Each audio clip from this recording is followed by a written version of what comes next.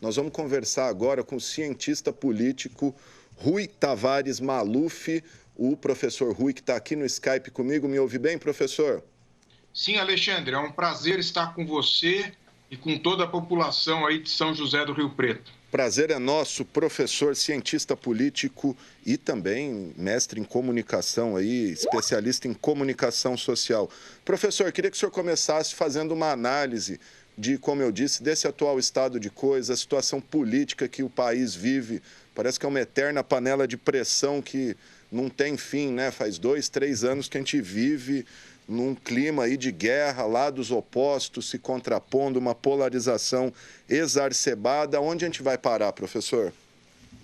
Olha, eu espero que nós continuemos caminhando dentro do regime democrático, a despeito de todos os ruídos que temos vividos, situação muito desagradável, ruim, que não é um bom ambiente para um regime democrático, mas, em princípio, isso não significa que o Estado de Direito se rompa, uma vez que a sociedade tem mostrado, uma boa parte dela, que defende e compreende a importância da democracia como o regime pelo qual nós processamos os conflitos e convivemos com as diferenças, mas não há dúvida que é um momento angustiante, porque eu até ampliaria, você falou 2, 3 anos, a gente vem vivendo isso, eu recuaria até um pouquinho mais, para o ano de 2013, né, quando aqueles movimentos de rua tiveram início, né, um movimento Passe Livre.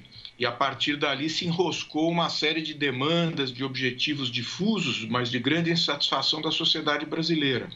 Então, eu até colocaria ali como, vamos assim dizer, um ponto de partida para tudo que a gente está vivendo, né? Destapou uma série de coisas. Depois tivemos no ano seguinte o início da Operação Lava Jato, e aí as coisas foram ganhando maior envergadura, maior dimensão. Então, de lá para cá, vamos assim dizer, as coisas não pararam. O que, de certa maneira, a gente pode dizer é que a nova força que aparece no cenário, que vamos dizer, do ponto de vista ideológico, poderíamos chamar aí de uma direita, essa nova força, na realidade, também é ampla, é uma federação de visões de direita bem distintas entre si. Uma das quais, autoritária, um componente fortemente autoritário, antidemocrático, antissistêmico, e que é aquela que está sobrando, vamos assim dizer, de maneira isolada no cenário atual, né? Estava aliada a um setor mais amplo, vamos assim dizer, que permitiu que o então deputado federal Jair Bolsonaro ganhasse, vamos dizer, terreno, e com isso sua campanha se tornou viável e legitimamente se elegeu presidente da República, mas com a condução que passou a ter, especialmente na virada de 2019 para 2020, quando se começa a identificar os riscos de que a Covid-19 deixaria de ser apenas uma epidemia, mas para se transformar numa epidemia, a conduta do presidente começa a ser uma conduta de forma muito mais claramente discricionária do que vinha sendo no decorrer do seu primeiro ano de mandato, né? Então, isso começou a tensionar muito o ambiente, especialmente quando a Organização Mundial de Saúde tornou oficial a condição de pandemia pelo número de países pelos quais a Covid-19 já tinha se alastrado.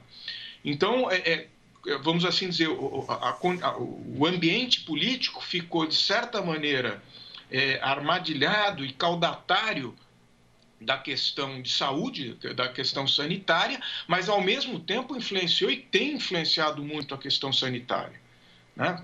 Vimos o conflito federativo que começou a se instalar. Essa acho que é um bom exemplo disso. De maneira geral, acho que os governadores tiveram muito discernimento, e os prefeitos também, os municípios brasileiros, pela forma como vieram, eles têm lidado com o assunto, mas, infelizmente, o governo federal, que tinha que lidar com isso, acabou, não é nem procurou, passou a atuar de uma forma, sobretudo depois da saída do ministro Mandetta, que nos lembra algo próximo a um período anterior ao iluminismo, né, querendo negar os fatos.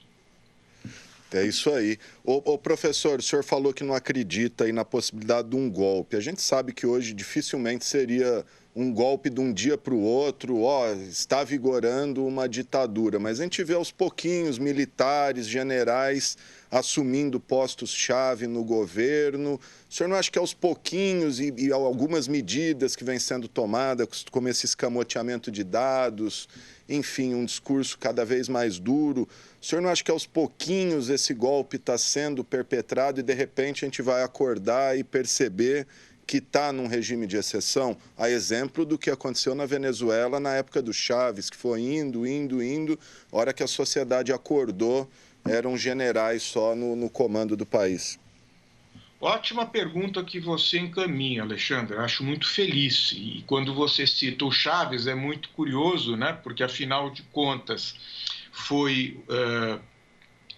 na verdade, sem a figura mais de Hugo Chávez, um regime ditatorial, hoje assumidamente ditatorial, e um regime de esquerda, né? Então, quando o mesmo presidente brasileiro faz questão de usar a Venezuela como aquilo que nós não nos tornaremos, você tem razão em dizer que muitas das formas pela qual o atual presidente encontra para tentar afirmar o seu governo, para tentar se manter ligado ao núcleo mais duro que o ajudou a eleger, talvez aquele que tenha sido fiel desde o início a ele, sem dúvida que isso poderia nos fazer chegar a uma situação parecida com a da Venezuela.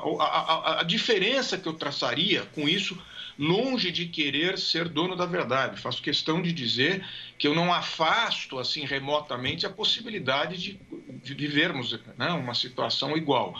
Mas a diferença que eu estabeleceria com a Venezuela, embora a Venezuela, quando Chávez se elegeu, democraticamente também, a Venezuela fosse, dos países da América do Sul, a democracia mais antiga que tínhamos, né, sem interrupção aqui no continente, ainda assim, Alexandre, é importante dizer que, do ponto de vista da sociedade, a Venezuela ela tinha uma diversificação muito menor do que a nossa. Tem uma diversificação. Por quê? Porque, como ela está estribada em torno de uma riqueza muito grande, que é o petróleo, ela, de certa maneira, pouco aproveitou dessa riqueza do petróleo para, de fato, se desenvolver no sentido de diversificar a sua economia, no sentido de aproveitar todo esse manancial de riqueza propiciado aí pelo ouro negro e, com isso, conseguir reduzir significativamente as suas desigualdades e se colocar num patamar muito mais avançado que os demais países do continente. Isso não foi feito. Embora, em tempos mais recentes, na década de 90, a Venezuela tivesse feito, vamos assim dizer, reformas importantes, até conseguindo incorporar, do ponto de vista de acordos políticos, antigos setores de esquerda que lutaram pelas armas contra o regime democrático venezuelano. Então é curioso que, por dentro das Forças Armadas venezuelanas, viesse um outro movimento de feição muito autoritária, liderado por Hugo Chávez, que se frustrou num primeiro momento, numa tentativa de golpe de Estado, mas, tempos depois, recebeu o indulto de uma das grandes lideranças da democracia da época, e a partir dessa pena reduzida, ou melhor, suprimida, ele conseguiu, pela via democrática, se instaurar no poder. O que eu estabeleço, além desses argumentos ou dessa exposição que eu estou te fazendo de diferença, é que eu acho que a sociedade brasileira já está acordada, vamos assim dizer, se dando conta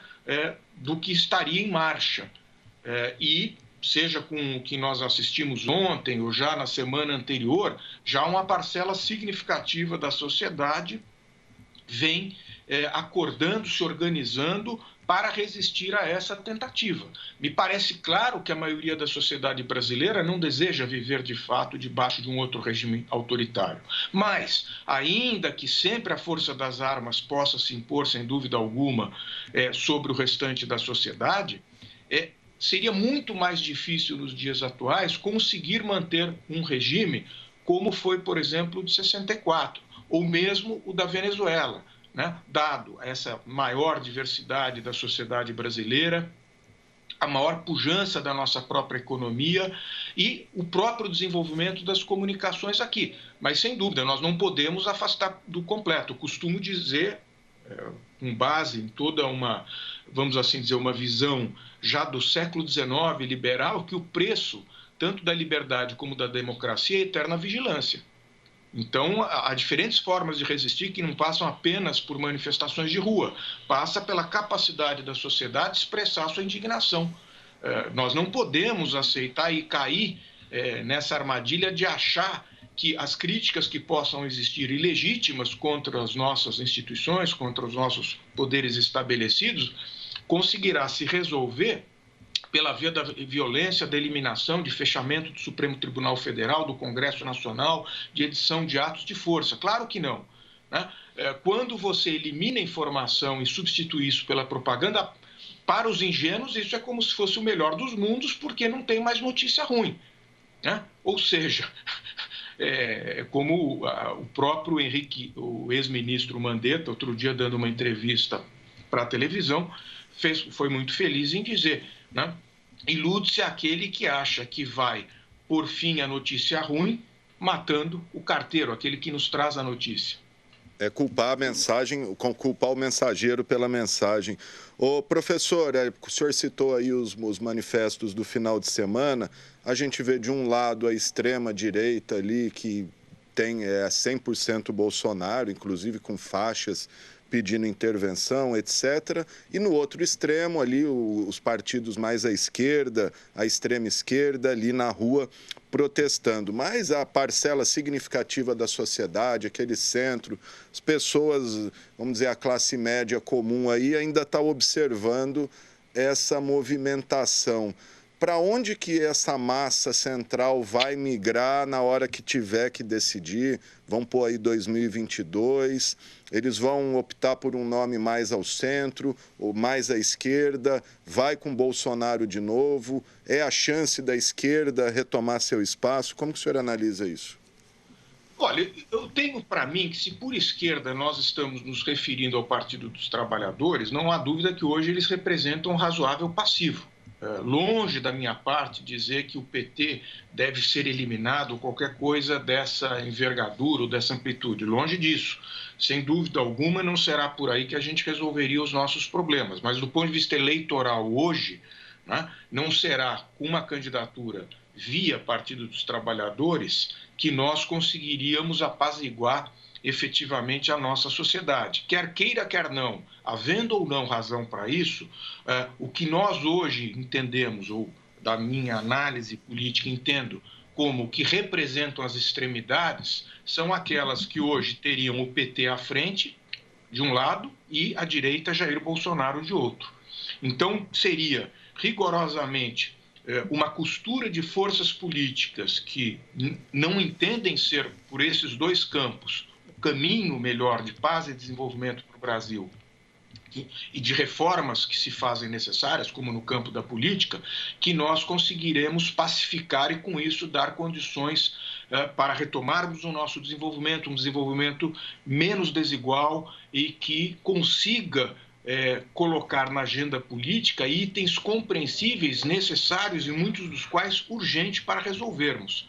Né? Então, se eu olho para frente para 2022, ainda que haja um bom tempo até lá, eu entenderia que não seria por esses caminhos, mas, claro, podemos cair nessa armadilha de novo e nos vermos, porque convém, talvez para um lado como para outro, como já foi conveniente em 2018, a polarização, a extrema polarização, não que às vezes a polarização não tenha um componente útil, né?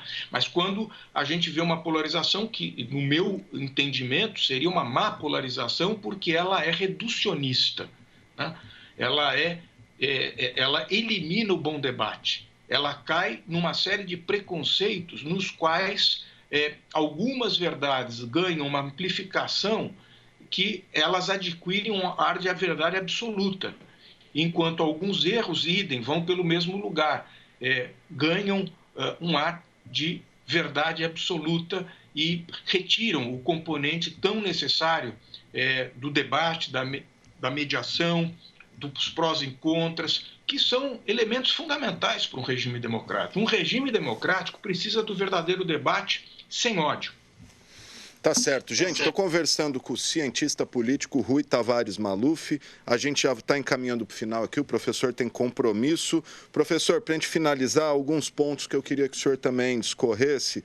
A gente viu aí recentemente um aceno do presidente Bolsonaro com o Centrão, né, com distribuição de cargos ali, voltando a adotar a tão condenável por ele velha política, e também a saída de um dos pilares do governo aí, que era o ministro da Justiça, Sérgio Moro. Eu queria que o senhor comentasse essa questão do Centrão, se esse aceno é justamente para se fortalecer no Congresso e eventualmente escapar aí de um impeachment, que certamente cada vez mais se ouve falar, e também como que a saída do Moro refletiu no governo e entre seus apoiadores, porque a gente sabe que o Moro tem os bolsonaristas e tem os moristas, né, os lavajatistas. Como que isso pode refletir no governo e se o Moro surge aí como esse nome talvez do centro, aí, com aceno a PSDB, e tentar aí se viabilizar eleitoralmente em 2022? Acho que foi muito oportuno você nos trazer essa pergunta, formular essa pergunta, porque isso se liga ao que eu dizia alguns minutos atrás para você. Com a saída do ex-juiz Sérgio Moro do Ministério da Justiça, sem dúvida alguma, rompeu-se por definitivo a aliança dessa direita, vamos assim dizer, que ajudou a eleger Bolsonaro. Portanto, Moro representava, como representa, todo um arco de forças mais arejado, né, que deseja rigorosamente, entende a importância do combate à corrupção como uma das formas do próprio Estado de Direito ficar de pé. Por outro lado, entende que esse combate tem que se dar pela própria via do regime democrático. Então, isso fez com que, sem outra margem de manobra, o próprio presidente Jair Bolsonaro se encaminhasse para esse vasto contingente de parlamentares, normalmente batizado como Centrão, né? O que, sem dúvida alguma, acaba por colocar uma pá de cal na bandeira que ele próprio levantou. Não tem mais como o presidente Jair Bolsonaro sustentar uma agenda como a que o ajudou a eleger no campo da moralização da coisa pública. Não adianta ficar falando de costumes, não adianta ficar colocando a religião num plano como ele coloca, e a toda a conduta do governo naquilo que é importante, que é relevante, que é a modernização do Estado, e essa modernização do Estado passa por um enfrentamento exatamente dos focos de corrupção, quando tudo isso se perdeu no meio do caminho, com a tentativa de ingerência na Polícia Federal, com o presidente ficando a reboque dos seus filhos. Tudo isso desfocou por completo o seu governo. Então, esse movimento como você, de certa maneira, disse, no sentido de defendê-lo de um eventual de vários dos pedidos de impeachment que aí estão, mas não se pode assegurar que, a depender de como as coisas evoluírem, isso estaria eliminado, essa possibilidade do impeachment, né? O presidente trabalha contra ele próprio. A maneira como o presidente se conduz não só cria um conflito desnecessário para o país, como ele trabalha contra ele próprio, contra o seu próprio governo. Maravilha. Rapidinho, só para terminar no pique, o senhor acha que tem clima para o impeachment hoje? Isso acontece ou não acontece? Do ponto de vista dos fatos, eu diria que não são poucos, não são um, não são dois, não são três os elementos rigorosamente substantivos para um pedido de impeachment, mas é preciso a questão política, a faísca, né? Eu ainda acho que falta alguma coisa, isso depende um pouco também das lideranças políticas se colocarem com muita clareza a respeito disso, né? Enquanto isso não ocorrer, eu acho pouco provável, mesmo havendo uma base real para que isso pudesse se dar. Tá certo. Professor Rui Tavares Maluf, muito obrigado pelas suas informações. Estamos sempre à disposição aqui. Obrigado pela sua entrevista. Foi uma satisfação estar com você, Alexandre, e telespectadores da TV Câmara.